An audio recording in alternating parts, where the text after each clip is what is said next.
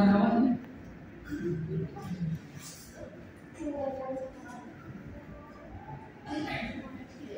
selanjutnya audio sebagai media pembelajaran.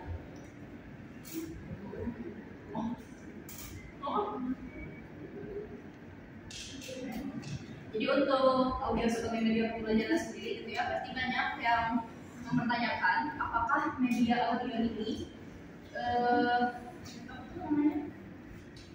cukup efektif gitu ya, apakah efektif atau tidak gitu ya digunakan dalam pembelajaran. Jawabannya itu ada yang bilang efektif, ada juga yang bilang tidak efektif. Kenapa? Yang pertama itu efektif karena dengan alasan siswa itu akan mendengarkan gitu, akan mendengarkan materi audio itu dari awal sampai akhir, jadi bakal fokus gitu, dari awal sampai akhir. Itu yang efektifnya. Yang tidak efektifnya itu materi audio ini tuh bakal diulang-ulang, akan diulang-ulang gitu ya sama gurunya. Karena apa? Karena kemampuan penangkapan pemahaman dari siswa satu dengan yang lainnya itu berbeda, jadi harus diulang-ulang gitu ya si audionya itu gitu ya. Lalu kenapa tidak efektif juga? Karena misalkan nih ada satu siswa, misalkannya siswa A nih, siswa A itu mungkin kayak kurang gitu ya dalam pemahamannya gitu ya. Jadi otomatis kita sebagai guru tuh harus mengulang terus si audio itu. Nah itu tidak efektif. Bagaimana kalau misalkan sebagian kelas ini tuh sama gitu ya, sama tidak paham, jadi masa kita harus mengulang-ulang satu persatu gitu ya. Nah, jadi tidak efektif dalam waktunya juga gitu, seperti itu. Lalu nah dalam audio sebagai media pembelajaran ini juga ada kelebihan dan kekurangannya. Untuk kelebihannya itu untuk kelebihan sendiri itu mampu membangkitkan sistem dalam imajinasi. Jadi kalau misalkan siswa itu mendengarkan audio, otomatis siswa itu bakal membayangkan sehingga imajinasinya itu terbangkitkan gitu ya. Lalu yang kedua itu mampu memusatkan perhatian siswa pada penggunaan kata-kata bunyi dan arti dari kata itu. Yang ketiga, mampu mempengaruhi suasana dan perilaku siswa melalui musik, kata, dan efek suara. Jadi dari audio musik itu dapat mempengaruhi suasana dan perilaku dari siswa itu sendiri, yaitu kelebihannya. Lalu ada harga relatif lebih murah dan sifatnya mudah untuk dipindahkan.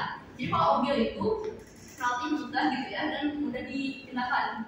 Maksudnya gitu kan kalau audio itu bisa di-download dulu gitu kan, jadi mudah gitu lah, lebih murah, kita harus membeli apa gitu ya. Nah, lalu untuk kekurangannya sendiri itu memerlukan baiknya gitu ya, memerlukan bantuan dari media visual gitu. Itu kalau kekurangannya. Oke.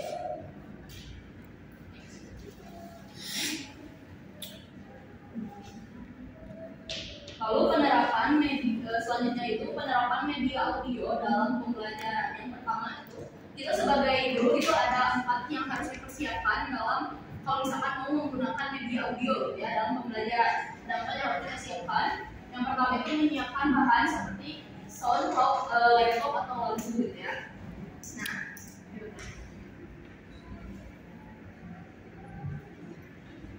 Jadi sebelum kita masuk kelas nih ya sebagai guru, kita harus menyiapkan dulu lagunya, kita harus menyiapkan dulu soundnya. Nah saran untuk kita memilih lagu itu yang yang familiar dengan siswa gitu ya. Misalkan nih ada kita mau pakai lagu barat tapi yang familiar dengan siswanya gitu. Jadi agar memudahkan juga, saling memudahkan. Lalu yang kedua itu menyiapkan proses belajarnya.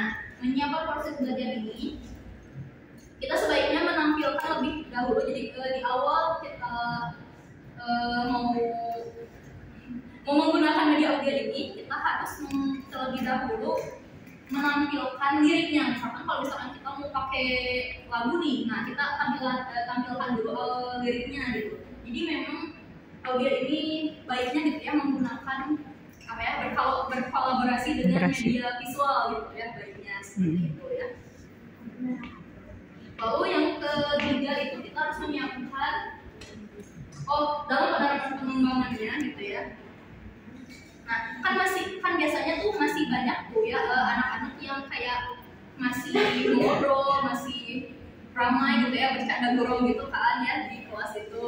Jadi sarannya itu untuk seorang guru, kalau misalkan 2 orang itu cukup lebih baik ya di kelas. Kalau misalkan cuma seorang, mungkin gurunya bisa berkeliling di kelas, misalkan dia berkeliling gitu ya, memperhatikan siswanya agar apa? Agar siswanya itu tidak apa ya, agar fokus gitu ya, tidak ngobrol, tidak ngobrol lagi, tidak ramai gitu ya di kelas. Karena apa? Karena takutnya nanti mengganggu siswa yang lain, siswa yang fokus, yang sudah fokus gitu ya, seperti itu. Kalau misalkan di sekolahnya itu diperbolehkan membawa handphone, takutnya siswa tersebut tuh melihat dirinya gitu dari handphone gitu. Jadi bagusnya diawasi gitu ya, kita berkeliling gitu. Lalu yang keempat itu biasanya tuh kita kurang bisa tahu menghadapi jika siswa tidak bisa mengerjakan pada depan kelas atau pengembangan gitu ya. Nah, jadi gini, kalau yang ini tuh biasanya kita sebagai guru, maksudnya kita sebagai calon guru gitu ya, biasanya kurang memahami kalau misalkan kita mendidik seorang, misalkan siswa A, ayo gitu ya ke depan, tapi ternyata siswa A itu tuh nggak tahu jawabannya. Misalkan kita mau kasih apa ya,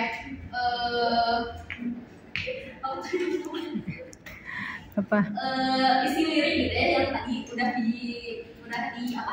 dijadikan materi gitu ya, isi lirik yang dijadikan materi audionya. Nah, misalkan si siswanya itu nggak mampu buat ke depan, nggak mampu buat isi lirik itu, nah jadi otomatis lama bakal tidak efektif gitu. Jadi baiknya itu sarannya gitu ya,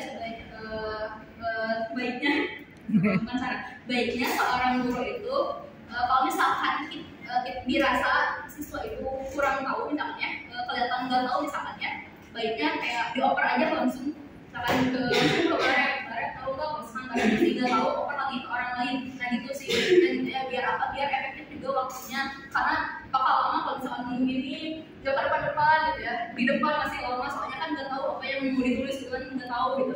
Nah gitu sih, lebih efektifnya kayak langsung aja ke siswa yang lain gitu sih, segitu ya.